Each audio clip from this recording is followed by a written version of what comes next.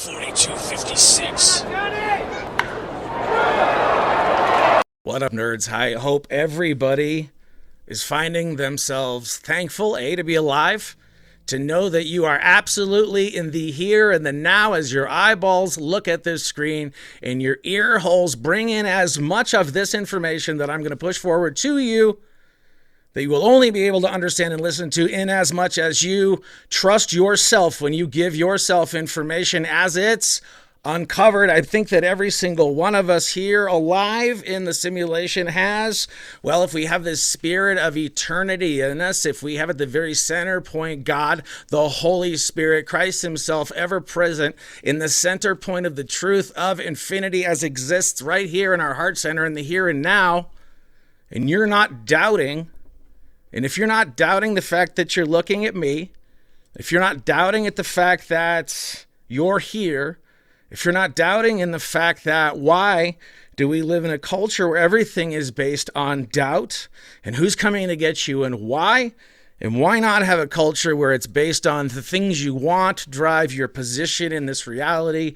So if you have a person that's built, a water-based person that's in a state of anxiety over the state of their wants, what would you do to them? You'd give them a possible scenario of an outsider coming to take what is yours as you seek to defend your own inner arguments that you have with yourself, as you waver between want and need in your life.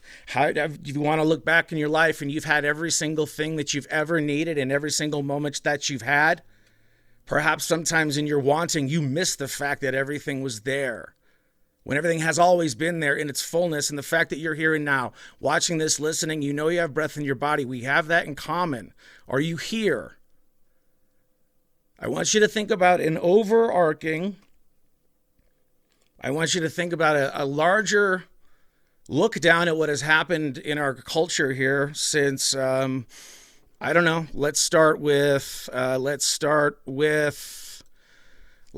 the cathedral. How many generations of newlyweds, parents, great-grandparents, and down the line people celebrated weddings and funerals and family events and baptisms, people being met for the first time, families coming together, the history being brought together in that cathedral.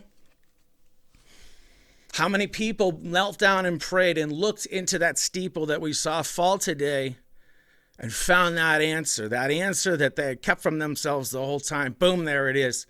You knocked on the door and the door opened up and the light poured through. You could not fathom in a million years the light coming through, that light of truth that is faith itself, in as much as you accept it and live in faith's fullness. So as that light is coming upon you because you knocked and that door was open then for you, what happens then? Okay, there you are in the same here and now that we've already discussed. And so that we can look at it, the tragedy, of course, of this fire being brought down and watching, okay, and let's, from a broad issue, we have Miss Omar who says that some people did something on 9/11 and we're off to the races. Who can be madder than another? It is a horse race between Tucker Carlson and Sean Hannity. And how many times, you know how the story goes. But they keep telling you that because if they don't keep reiterating what the truth is, then this news cycle that's being built on the other side to keep people distracted, to keep people stuck in identity politics, to miss the very information that is being brought forth, in as much as we're mourning for the France's loss in this, well, is this the 10th or the 11th Catholic Church that has suffered some kind of destruction now? Are we guessing, is it a half month? Are we looking at a half month worth of those kind of events happening? So if it happened by renovation, if it happened from vandalism, if it happened for, one group of people going after another and they go after the church because, it's easy prey and it's not very guarded, and the folks that, choose to live that life probably aren't the toughest and the most armed among us. So what a gross place to wage war, in a place where God himself wages war on the devil as people bring in the devil, as the devil creeps into that sanctuary inside of the shame of people's secrets and their sins not yet confessed. But even then, you know that Satan in its fullness is nothing but just a cowering animal in the face of the Almighty. So then what do you look out of that? What is the size of your cowering animal if you had to picture that in your mind? Is it a rabbit? Is it a dog? If you could picture the size of it, could you picture the pixel of the size that you would make it if you could make it as infinitely tiny as possible? And as infinitely and tiny as possible, could you put it so far away that it's not even perceptible in your reality, because your reality connected to faith itself has what?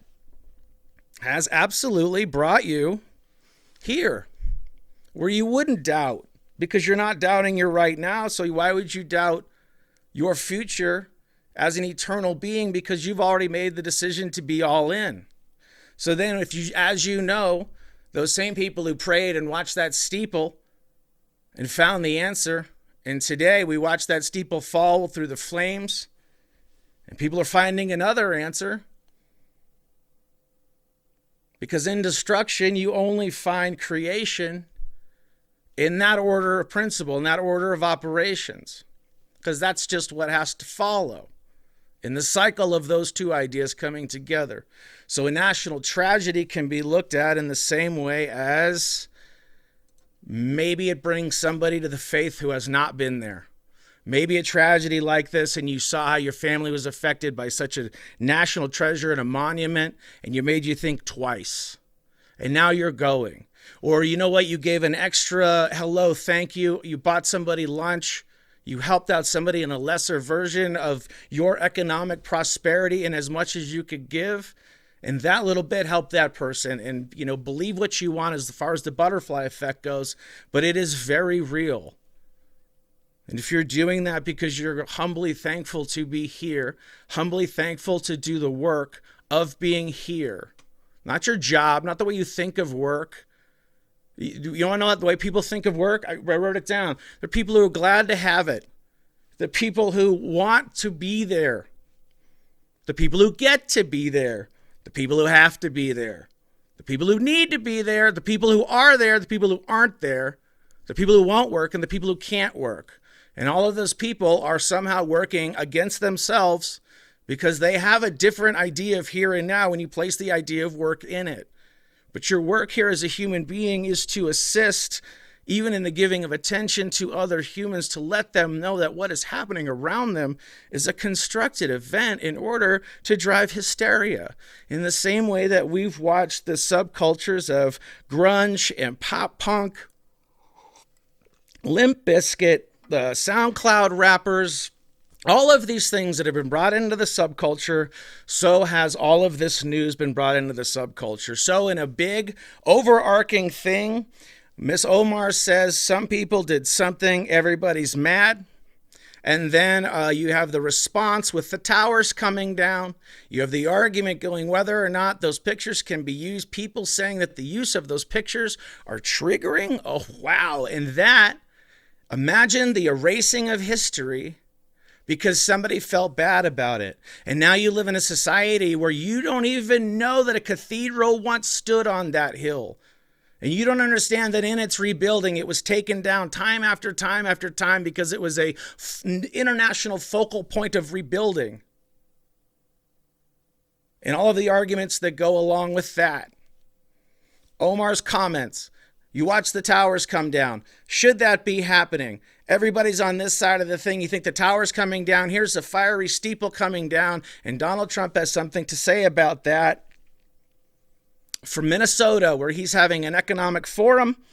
And he's actually doing the work of being a president, despite what the media will tell you about the big, bad, brown, orange, whatever they're calling him today.